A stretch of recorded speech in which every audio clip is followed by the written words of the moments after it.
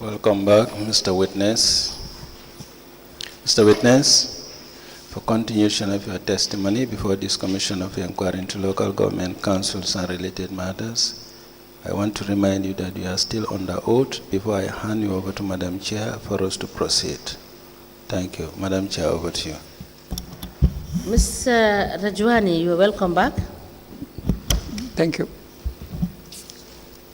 Council, you may proceed.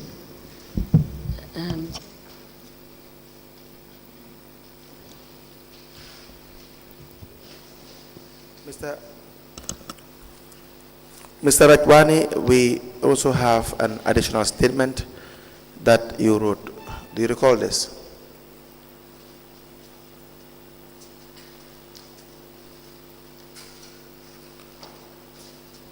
Mr. Rajwani, can you hear me? Yeah, okay. That we have an additional statement that you wrote. Yeah, there was a statement I just been behind, signed and sent it to you. Yes, it will show you the statement. Please go through it.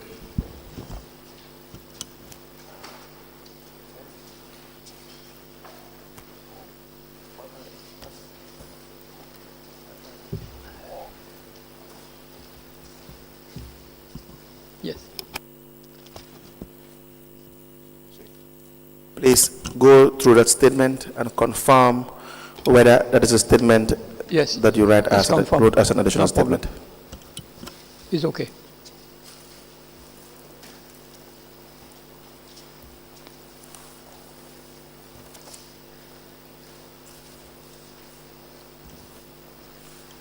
I didn't apply to have it admitted yet. We apply to have the statement admitted into evidence, Chair.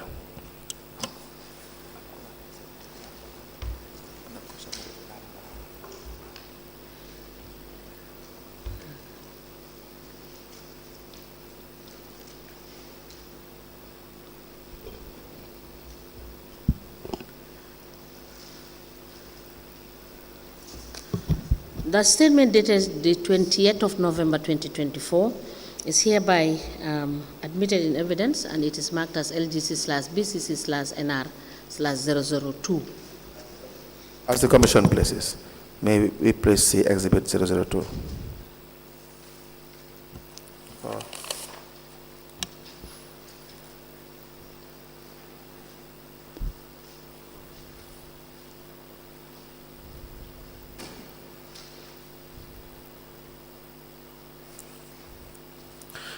Mr. Rajwani, in this statement, Yes. when you count the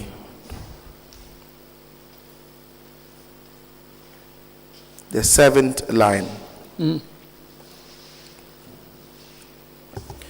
you said that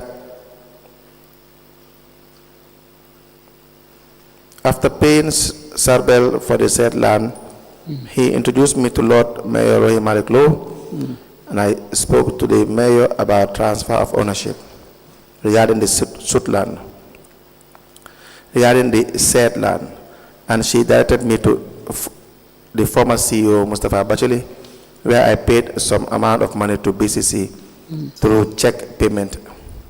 Now, at this stage, how much did you pay? Did you give this check to Mustapha Batchily? For which one? It is the one that is stated in your statement. Did you give any check to Mustapha Batchily? Did you give any check to Mustapha Batchily? Mr. Wu? Batchily, the CEO. No, we did not give no check to Mr. Batchily. Okay. All checks were given to Sarbel. All checks were given to Sarbel. But the money we paid, that 2 million, which is going to BCC. Okay. So that we have, I think we have the receipts. Yes, for all the payments. Yes. Please, sorry, Council. It's okay, Chair. Yes, I did not get that point when he said, you said all payments. I believe what he is saying is that it's only the 2 million that he had received from BCC. Yes. So we want to ascertain whether he has gotten any receipts for the remaining 18 million Yes. from BCC, Yes. evidence in payments to them. Yes. He said, Mr. Rajwani, the only receipt you have is for the 2 million from BCC. Whatever money taken by Sharbel, his signature, everything, we have all the proof. Okay. Now, Honorable Chairperson, if there are questions to the witness, then the commissioners may ask the witness the questions. We are done with the witness for now until he brings the evidence of payment. He said on Monday he can bring all the evidence of payments and the proof of the payments made. Did you say that, Mr. Okay. Rajwani? Correct? Yes, Monday will provide you the necessary documents. All right. But before that, I want to say something. Yes. You know, I'm as a businessman, so my job was to follow up the land. The paper job is my lawyers, BCC and Sharbel, they have been producing it. So they know what they have been doing inside. That is my... So now when you said they know what they have been doing inside, can you explain further what you mean by that? They know like what deal they have made. What deal? What they have between them, say what how much they are selling, how much they are buying. So my particular, because my lawyer say land is genuine, you can take it. So I just follow that. Yes, you know, Mr. Rajwani, the reason why we are asking you question is because your lawyer has written and has said is asking BCC to pay 35 million. So we must ascertain whether BCC received the money, because if you buy the land and you are not given possession, you are given a document, but you are not given possession, then there is a problem. So that problem has to be resolved. And if it has to be resolved, it is going to entail taking public money, taxpayers' money, to pay you. Yes. So we must ascertain where the money has gone to, so that when we make recommendations, we know what we are doing. And you are the only one that can help us. It's either you want to collect your 20 million, and if there is the necessity to pay you more than 20 million, we will know that there is the necessity to pay you more than 20 million. Okay. If there is no necessity to pay you more than 20 million, we know how much you are supposed to be entitled to. You understand? And who you must follow to have your money back. Okay. Correct? Yeah. Thank you. So we will see you on Monday when you bring all the documents. We will ask you further questions if we have any. So thank you so much for coming. Do I have to come Monday, or I just bring the paper? No, you are coming back here. When you bring the papers, we will admit the papers through you, and we will ask you further questions if we have any questions to ask. Okay, no problem. Thank you so much. Thank you. You may go. Please call the next witness.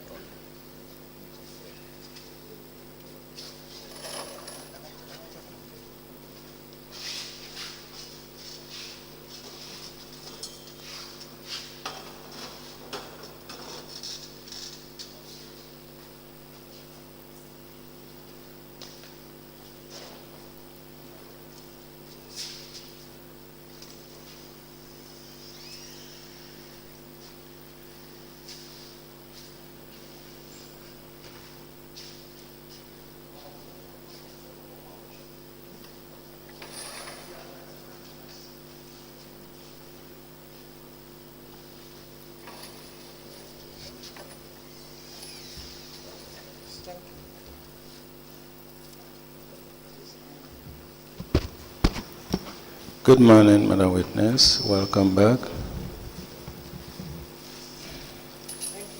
Madam Witness, for continuation of your testimony before this Commission of Inquiry into Local Government Councils and related matters, I want to remind you that you are still under oath before I hand you over to Madam Chair for us to proceed. Thank you. Madam Chair, over to you.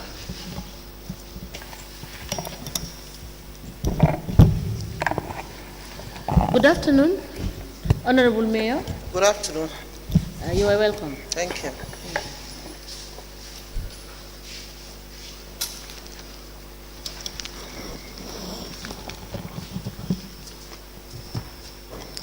Good morning, Mr. Witness, number 2.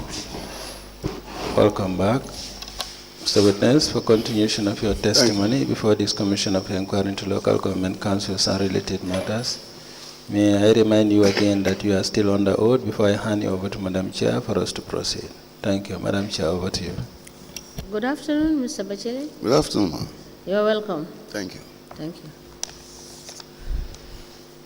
Council, we may proceed. Yes, thank you very much. Mr. Batchily, we asked you about the property or the piece or parcel of land that was allocated to EMK stores. Where is it?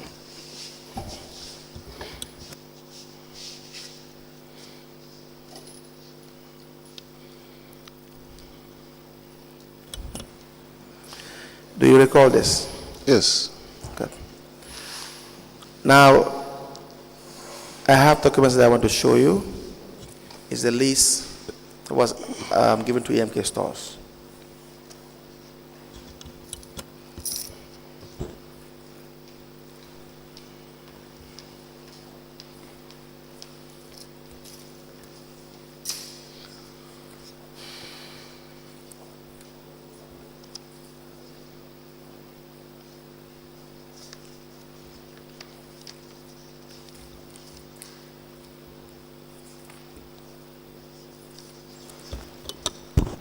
You recognize that lease?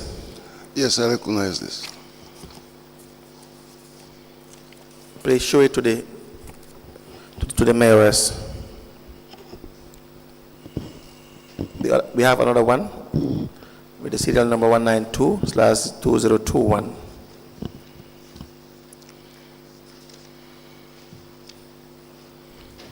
This is in relation to the parcel of land that was allocated to EMK stores. The first was behind the National Assembly. Yeah. Then the second is the one situated at Bond Road. Yeah.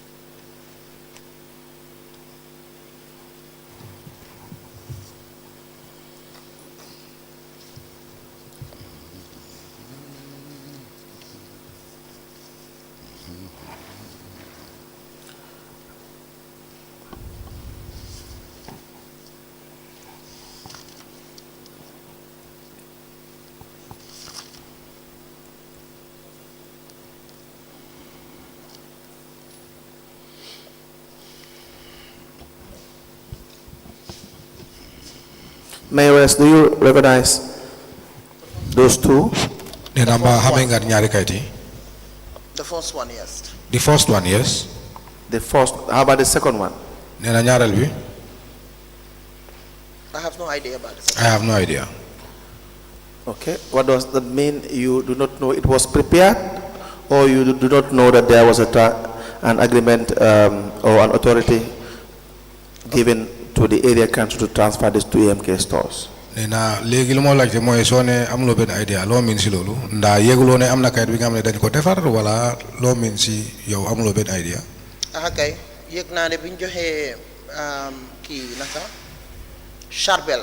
Yes, I was aware that when it was given to Sarwell, ñu jox ko ci suñu land bi nekk gannaaw National Assembly. And the land behind the National Assembly was given to him. waaye National Assembly complained ne ñoom dañ fa bëgg a sampa ñoom ci seen boppa. But there was a complaint which arise from the National Assembly that they want to erect a center therein. So ñu decide ne léegi dañ ko transfer yóbbu ko kon Bond Road. There we decided that, or they decided that now it will be transferred to Bond Road End. So moom bu mu ñëwee pour apply pour land bii nii. When he came to apply for this said land, I can remember very well Sarbel si man la ñëw. I can remember very well, Sarbel came to me. bi mu ñëwee ma direct ko ne ko mu dem ci CEO. When he came to me, I then directed him to the CEO. CEO advised ma ne nañ ko yóbbu council. Then CEO advised me that let us take it to council. ñu yóbbu ko council. We took it to council. ñu Sarbel time boobu xaw ma company bu mu doon dealal was about for na affaire carpentry. And I don't know exactly what a company Sarbel was dealing with. I think it was all about carpentry. ñooñu dañoo ñëw pour employ xale li Banjul yu bari. And they were ready, or they were in to employ many youths from Banjul. su fekkee ne mun naa ko remember well. If I could be able to remember very well. xaw ma Hysen. I don't know whether it is Hysen. So ñu yóbbu ko council. It was taken to council. That is the company that is Sharbel's company? Then andalolu company Sarbel la. Sharbel company boobu la indi ne ñooñu dañ ñëw Gambia pour ibi factory. Sarbel brought that company and said those guys came here to open a factory. So suma Did remember. he bring the company to you? Nenda da fayusion company bi ci yow. No, moom dafa war a ne moom mooy seen agent. It's the Sarbel who did the application. No, it was Not company bi. He came to me and said he's an agent. It was Sarbel who brought the application. It's not the company. You did not meet the company called Hysen. Nena kon yow sa bopa musulo daje wala musulo gis company bobu ñoy Hysen. Déedéet moom moo ñëw rek ne moom moo seen agent bi. No, he or just seen came. partner, whatever. He just came and said he's the agent, the partner, what. Not whatever. Let's just get exactly what he said, because he also testified. Nena fi dañu bëgg xam exactly nga wax ñu lan la wax parce que mom tamit nekk na ko xam ne ñëw na fi te wax na. So that we also get your part. Te nga gis ne yow tamit sa bor ñu mëna ko jot. So that we know whether Sharbel stated that he is an agent or a partner. Pour ñu mëna xam da Sarbel ci bopam wax na ni mom agent la wala partner la. So that we know exactly the representation Sharbel made to you. Nena pour ñu mëna xam Sarbel bu mu ñëwé ci yow lan la wax ne lolu moy rôle am bi moy lan la represent ci yow.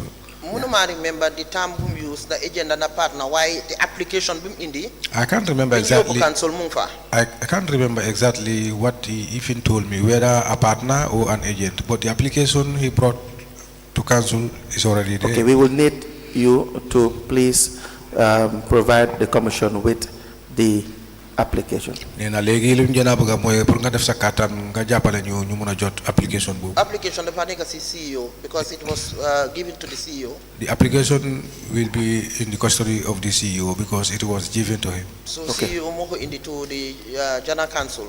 It was the CEO who brought it to the general council. So it was discussed there. Before you proceed, let me just clear that part.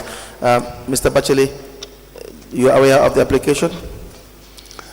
The application that I am aware of was the first one for the site behind the National Assembly, where he applied under the Consulting Limited Company.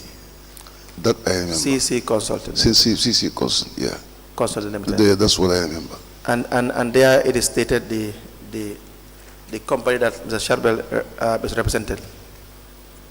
Correct? Yes. You mean at the council level? Okay. Or the application that he made? Okay. Before we proceed, Madam Lowe, we will have to show you a document, whether this is the document you are referring to as the application. Nena bala ñu door wala bala ñu continuer mom lu ñoy def moy dañ lay won kayit bi nga dal di set. Na bi nga nekk di wax ni application lan da det. It is marked as LGC/BCC/CE, that's Sharbel, LH/003. Now it is the letter written to the Lord Mayor, BCC Banjul. Dañ ko bind ci sa tour BCC Banjul. With the heading application for land at Bond Road. Nena te luñ fa bind moy application for land at Bond Road.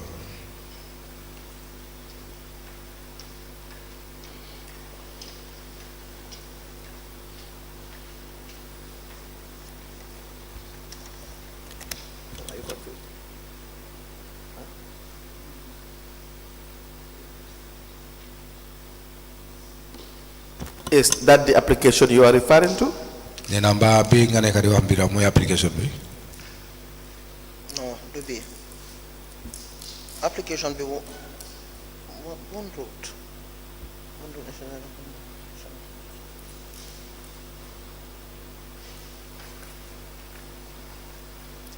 I remember. I can't remember then. Why there was an application boom indi. But I know that there was an application that he brought. Application bobula CEO to cancel. And that is the very application that CEO have taken to cancel. So I cannot remember anymore. I can't remember whether this is the very one or not. Please show it to your former chief executive. Nena nga won ko CEO bi beham. Mr. Batchily, is that the application that you took to cancel, or is there another application that we did not see?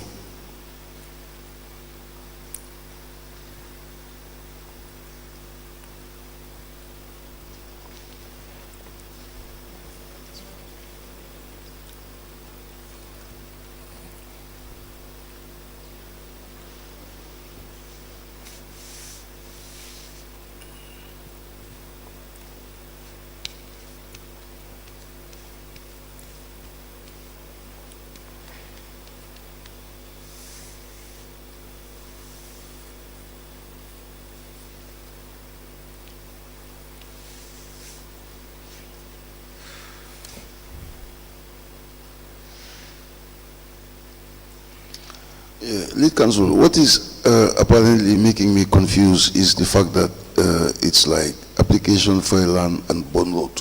Why is it making you confused? Yeah, because if you could recall, the application was meant for a site behind the National Assembly. But right. I have the letter for the first application.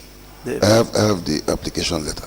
Do you have it with you here? No, I don't have it with me. But you can produce it? Yeah, I can make it available. Okay. Please, we will need that by your next appearance. Okay. You want to write that down, Mr. Batchily? So, Binko Yobo cancel. So, just to clear, Mr. Batchily, so which means there were two applications. First at behind the National Assembly, then another application for Bond Road. Yeah, that's what I want to clarify. Clarify. Yes. Okay.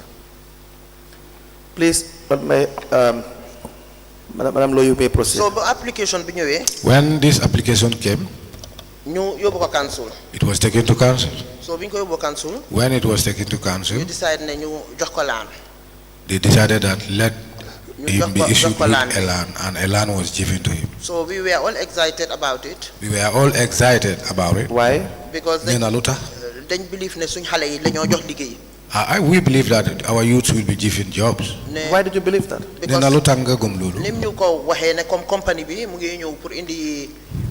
factory as he told us that there will be a coming factory that will employ the youths. So tell you a bit more convinced councillors.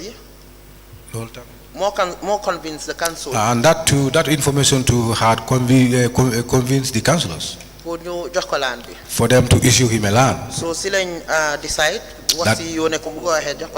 That is how we decided, and we called him and gave him the land. Do you not think that we all share the same opinion and idea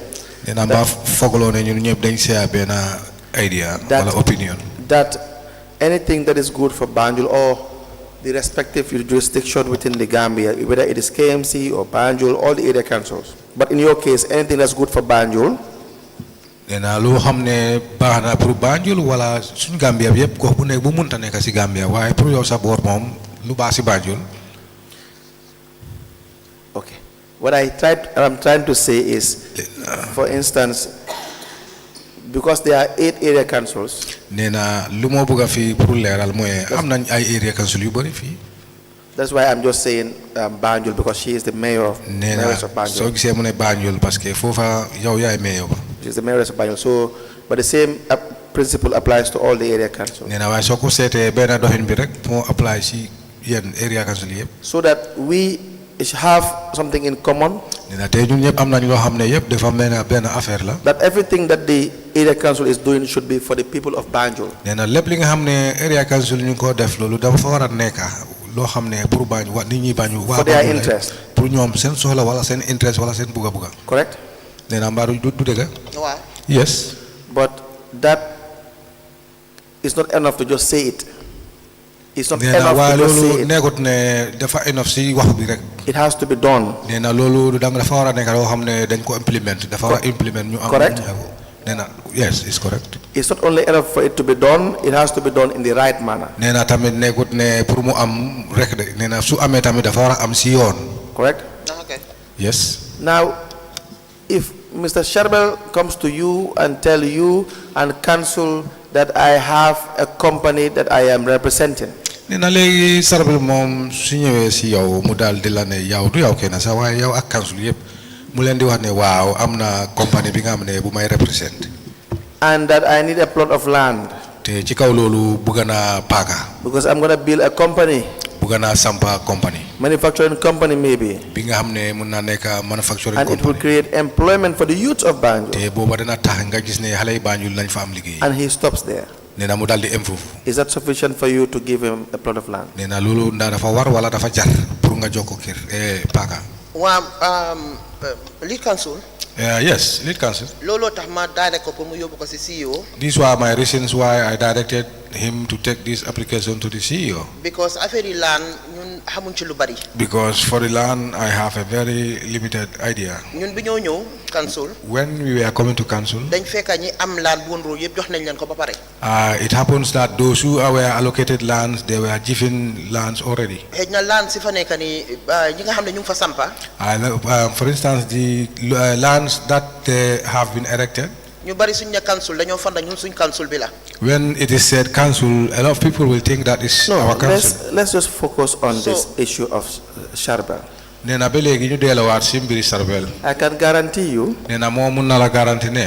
if we go back in the years, Nena suñu delluwee gannaaw si ate yu passé. in any institution, Nena institution bu nekk la. in any workplace, Nena liggéeykaay bu nekk. even the most successful leadership, Nena even jiit boo xam ne sax nu mu doxalee dafa war si yoon. certain things may be wrong. Nena soo ko seetaat am na yoo xam ne daal doolu du jaadu. So we cannot be revisiting the past all the time. Nena kon fu mu ne nii du ñu mun a delloo gannaaw waxtu bu nekk. Just the issue of Sherbel. Nena fii moom wax bi moom Sarbel la. For now, this is topic. Nena pour léegi nii. waxuma ne li fa xewoon dafa wrong de waxuma loolu de. I have never said that what had happened there was wrong. da nga wax ne lu tax Sarbel ñëw rek ne ñu dafa soxla laan ñu jox ko laan bi. You are just asking me the reason why Sarbel came and Yes. told us that he needed land, and a land was issued to him. loolu laa la wax ne council bi musu ñoo def anything about land. This is what I just want to make it clear, that this council have never have any dealings with land. xaw ma laan naka lañ ko dee joxee. I even don't know how a land is issued. CEO bi fa nekk am na si experience. The CEO who was there have an experience.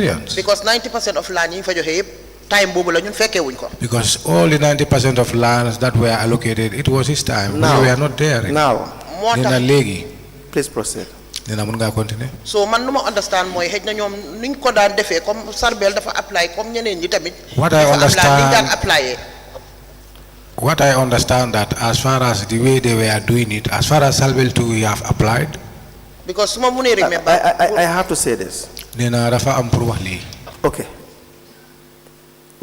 Do we assume leadership position to just do things that were being done in the manner it was done by the past administrations? Or do we assume leadership position to effect change? To say that they were drinking water from the bottle, it has to be done through a glass. That is the right thing to do. That you were writing with a pen, we now have to use computers. This is the way forward. Do we want to effect change, or are we just there to just do things as we think it were done? Nena léegi gis-gis bi comme soo nekkee njiit wala place bu munta nekk nga nekk njiit foofu nena yow sa doxin bi noo ko fogee ndax ñi fa xam ne ñoo fa nekkoon bu njëkk ba tànk bi nga xam ne boobu lañ nekkoon di doxee taa boobu la ñoo toppa wala ñun tamit dañoo am suñu wéci am suñu yoon bi nga xam ne mun naa nekk moo gën a nekk modern yoon bi pour ñu mun a defar suñu liggéey nena loolu la moo la wax affaire exemple su fekkee ne suñu jamono gannaaw ñoom butéel la ñoo naanee ñun ñu dal di am ay kaas di sotti fantoo di naan nee na xam naa ne boobu moo ñu naa nekk yoo di way forward nee na loo am pour wax foofu. Lolu digala, every leader should be innovative. Yes, that is quite true. Every leader need to be innovative. Why in this case, ñun musuñu treat anything about land. As I tell you, in this case, for us, we have never ever treated Ñun mënuñoo xam land bi ñaata la jar. land, and we don't know how much a land is costing. It was, and the CCKC Sarbel. It was only the case of Sarbel. I can still remember the it was sold land dañ ko lease per square meter. That is the time we became aware that a land will be sold through a square meter. So the only thing luma mënon def rek. So the only thing that Sabojang is not sold, it's leased. Excuse me, lease in a. So lima mëna def rek moy ma jox ko suma technicians yi. All I can do is just I pass it or give it to the And they technician. advise us of what to do. And for them to advise me what to do. Yes, we will take that. I will take that.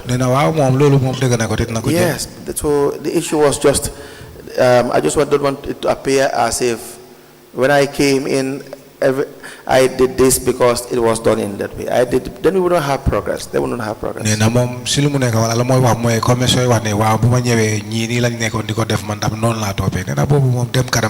Because there are things that you have done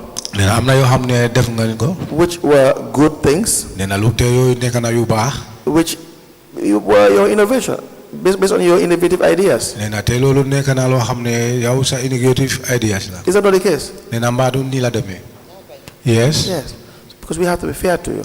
Now, or any leader. Now, when you referred this to your technician, your CEO, which was the right thing to do?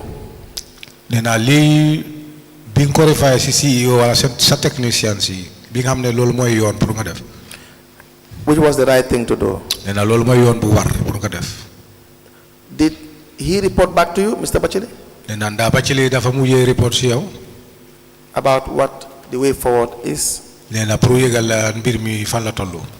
Wow, sila advice that this has to be taken to council. Yes, this was the time he advised me that we need to take this to council. Now regarding the employment, because the reason, let's not forget, like I said, lest we forget, the reason as to why you were convinced as mayor is that there is a company that Mr. Sharbel is representing, either as an agent or as a partner. Nena reason bi wala lu taxone sa yow sa bopa nga dal di nangu moy mu convince la moy mom wana la ne bi dina nek lo xamne lu pour liggéey nit ñi Gambel dañ fa am liggéey. Now this was why it was taken to Mr. Batchily as CEO. Nena li mo taxone nga dal di yobbu mbir mi ci Mr. Batchily as CEO. Was it not correct that if before I accuse Mr. Batchily of knowing that information, Mr. Batchily, was it communicated to you that the reason why Mr. Sharbel wants the land is because there is a company that wants to create employment for the Banjul youths? Was this communicated to you? It was communicated to me by the mayor. Okay. Now I will continue with the mayor. Now, Madam Lowe, did the CEO now come back to you with evidence to show you that indeed there is a company that wants to purchase, that wants to create employment for the city of Banjul? Nena nda CEO dafa mujjé ñew ci yow pour wax la né waaw dégala amna compagnie buy ñew bi nga xamné dina bëgg jël ndaw mi pour liggéey. CEO lu ma wax rek moy nañ ko yobbu council. Normally if land issue so amé council lañ ko dé yobbu fofu lañ ko dé député. What CEO advised me was that let us take this to council because normally whenever we have issues like land, they normally take that. So CEO did not verify the information from Sharbel, correct? Nena kon CEO tamit leeralut la affaire xibaar bi nga xamné jot ngeen ko. Is that correct? I have no idea about that. I have no idea. Were you supposed to have an idea? Were you supposed to ask CEO whether what Sharbel said, there's evidence to it that there's a potential company that wants to invest? Nena mba fofa dafa jaar pour yow sa bopa nga dal di laajte CEO pour xam ndax ki xibaar bu mu la wax bu am la wala déet. Why? Because one got council meeting. Yes, because you have said that in the council meeting. No. We will get to council. Council. A potential possible businessman comes to you, nit ki nga xamne businessman la very potential su ñewé ci yow or ku nuroo ni businessman, wala ku nuroo ne businessman la comes to you as mayor and tells you, I want to be allocated a plot of land, mu dal di ñew ci yow mu ne la mayo man de dana bëgg pour ngeen jappalé ma paka dama bëgg sampa fofu because I have a company called Hisense that wants to invest in and create a lot of employment for youths. mu dal di ne waaw légui amna compagnie bi nga xamne mu ngi tudda Hisense te bobu su ñewé ba fi dina jël ay ndaw yu bari liggéey. You as mayor, you did not verify the information, correct? Nena kon yow mayor nga waye lolu taxatu be nga mëna sét nda lu am la wala déet. No, that may not be this thing. Yo tamit, I don't know how to say it in Wolof, but you did not verify. Wow, there's someone who is not an expert in Wolof is trying to aid me here. You did not verify the information. Let's move. I just want the interpreter to get it right. Yow defuloo ci gestu. Nena gestu lo deflo ci gestu. Wa man gestu ma ci man lima def rek moy dama ko jox di suma technicien ci pour ñu advice. Yes, I don't verify. What I did was I gave it to the technicians for them to verify. Okay. That is why I said that move is also in line with what as a leader what you're supposed to do, even though you do not verify, but you have people that can also help you to verify. Nena fofa mom wax na la ne waaw lolu mom sa jëf bi andana ak jëfi nakala leader parce que lo xamne ñew na ci yow def nga ko ci yoon nga jox ko sa gaay ñu sét. Now the technician means the CEO. Nena technician ak CEO you sent it to him. Nena wax nga len wala wax nga ko lolu. He came back to you. Mu dal di ñew ci yow. But he also did not verify the information. Nena way mom tamit nek na lo xamne defu fa gestu. Since you send it for him to verify. Nena bi nga ko yone ci mom pour mu gestu ko verify ko. Do you not think that you were supposed to act and to verify with him whether he verified the information? Nena nda fokk nga ne lolu warton pour yow sa bopa ak mom ngeen dal di tok pour mëna gestu wala mom ci bopa mu gestu pour xam lu xew. I cannot remember munuma fatiliku exactly lan la def. I cannot remember exactly what I did. Lima understand rek moy ne ñew na ci man back. What I understood or I understand is that it have came back to me. One man li dañ ko wara yobu council. And advised me that this should be taken to council. CEO, did the mayor verify with you as to whether you have any verification as to the authenticity of a potential company called Hisense who will create employment? So can you please rephrase the question? The mayor asks you whether you have any information about the company that is said to have the potential to create employment for the city of Banjul. Did she verify that with you as to the authenticity of the information from Sherbel? No, we never talked about the authenticity of the interested party or the partner of the interested party. I think it was more of like, let me have it, and then the necessary steps are taken, like the verification of the area in question, and also, things like getting them ready. Okay. Eventually, for the legal people to look at whatever. Now, Madam Mayor, is that correct? Mayor, to be quite honest, I cannot remember ndax waxtaan na mom lolu o waxtaan luma xam rek moy ne advice na man ñu yobu ko council ci council lañ ko doon waxtaane everybody was happy pour ñun ben company ngey ñew rek suñu xalé yi ñu ngi ñew am ci liggéey. To be quite enough, I can't remember exactly whether I have that discussion with Mayor or not. All I can remember is that he advised me, let us take this to council, of which we did. So there was no company that was coming, just to do a direct translation from Wolof to English. There was no company that was to be received by BCC for the creation of employment for the youth. There was no company. Pen company amut wala amut pen company bi nga xamne mu ngi ñew fi pour gis ne dana jappalé ndaw mi pour am liggéey fofu. Nek amut company go amut sax. Hay man waxuma ne company lañ doon dilal de ñun dilu ñoo ben company man xawma company xamna ne Hisense is on the ground here operating in the Gambia. I know that musuma waxa Hisense ki indi application bi muy Charbel ñun Charbel lañ doon dealal musuma di la Hysen dara waaye xam naa ne Hysen is here in the Gambia ñu ngi fiy operate loolu moo xam. For me, all I know is that Hysen is existing. It's in the Gambia here operating, but I have no deal. I have never any business with only the representative that is Charbel who came and told me about that company. But for me, I know it is existing. No, see, Facebook is existing. Nena Facebook mu ngi am. Africell is existing. Nena Africell am na. QCell is existing. Nena QCell lu am la. No one walks to anyone's office or any institution and just say QCell wants to create 10,000 employment for the youth or 5,000 and therefore we need land and it's given. Nena kenn du jógee si Kamsa wala nit ñëw mu ne la maa ngi jógee QCell waaye fu mu ne nii sax ñun QCell dañu bëgg a sampa fii ay affaire pour mun a gis ne ndaw mi mun a am liggéey foofu soo léegi lu ñu bëgg a fii mooy paaka ngeen daal di ko jox paaka noonu nee na loolu. They have representatives. nee na am nañu lu ñuy wax representative. Is that not the case? nee na mbaa du noonu la demee. They will have formal representatives. nee na dinañ am ñoo xam ne ñooñu seen liggéeykat lañ wala seen representative. Is that not the case? Formal representative nee na mbaa du noonu la demee. Lead counsel. Man Hysen yu indi application si man. The Hysen does not bring application to me. Charbel moo indi application to council. It was Charbel who brought the application to council. I cannot remember the Hysen seen company la.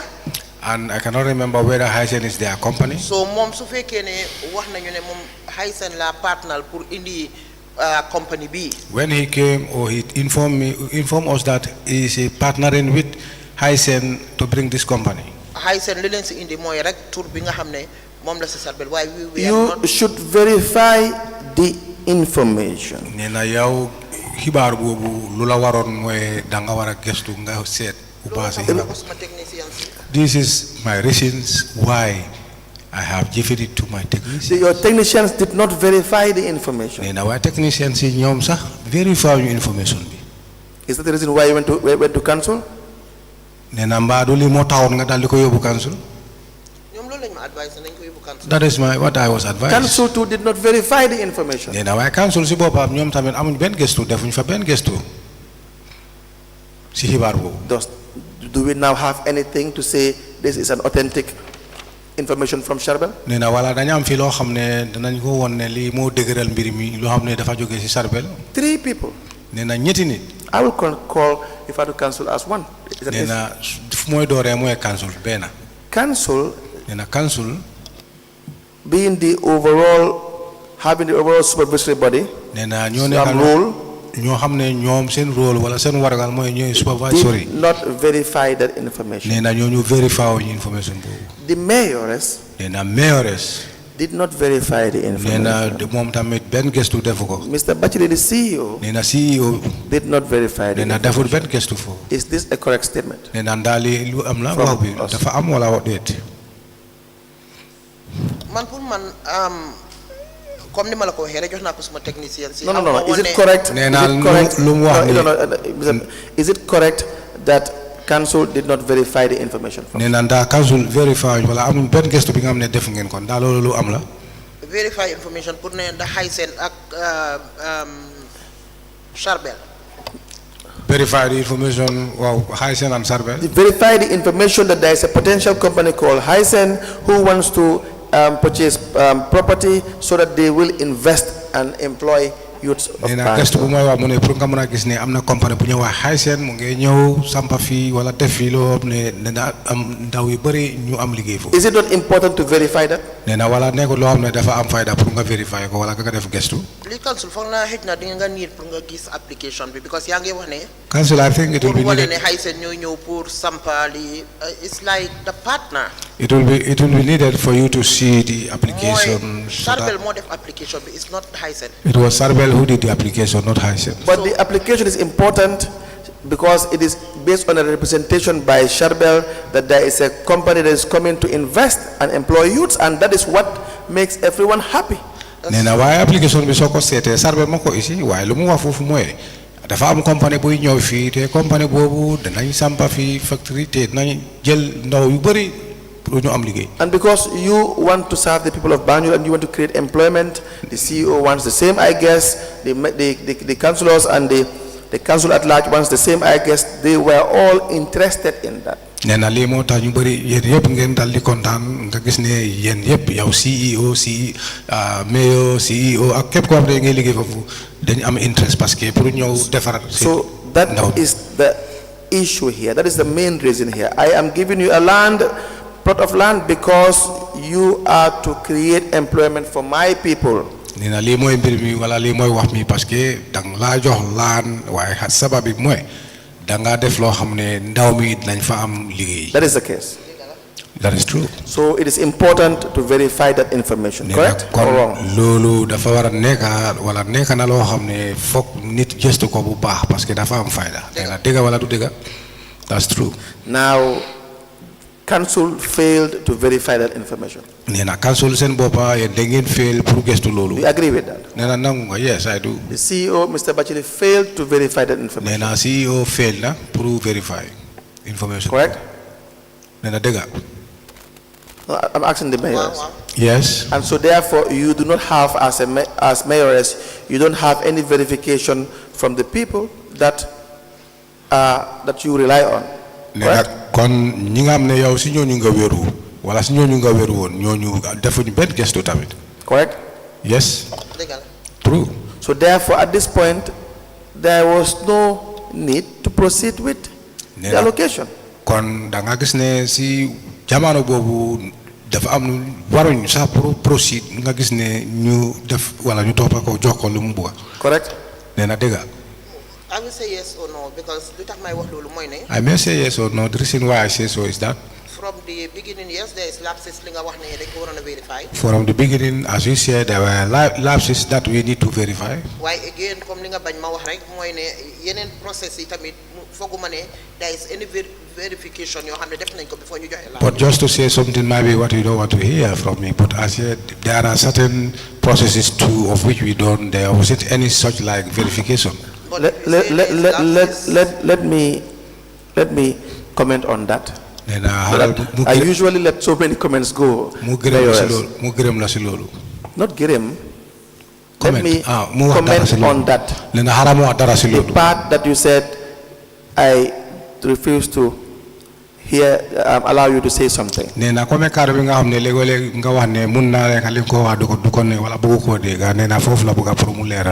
Number one, it is not about me. I've always told witnesses when you say it's blue, our job here is to test your evidence. I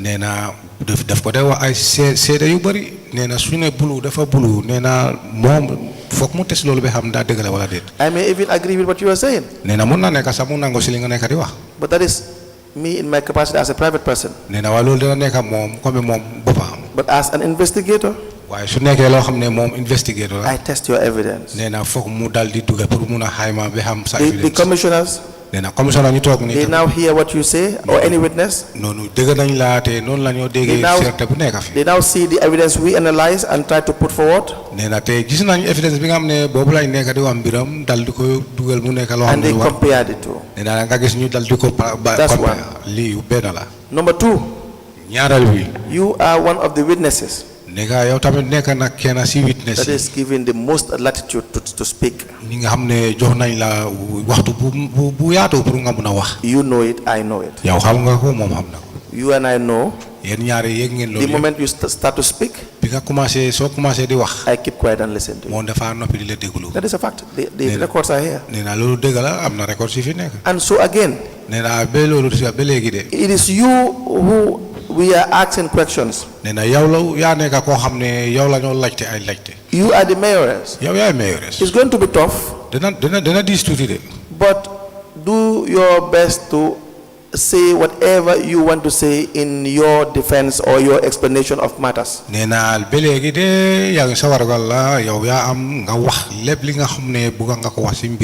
we on the same page? Wow, lead council, it's always very difficult. Yes. Lead council. No. I'm talking about the issue of the comment you made. That